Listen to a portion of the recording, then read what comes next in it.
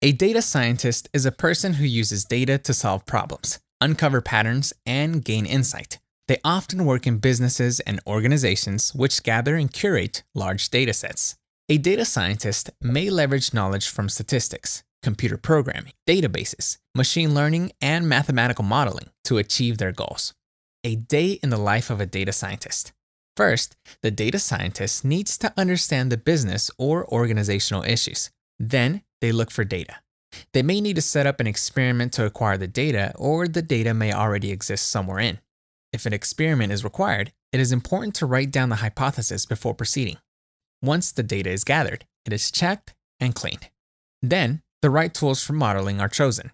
For example, R, Python, or another software package. The data and results are then analyzed using visualization tools.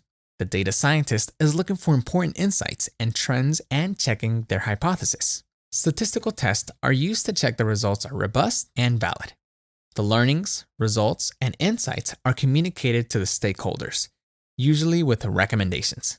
For example, a data scientist working for a transport company might identify particular routes that are inefficient and recommend solutions to them more efficient.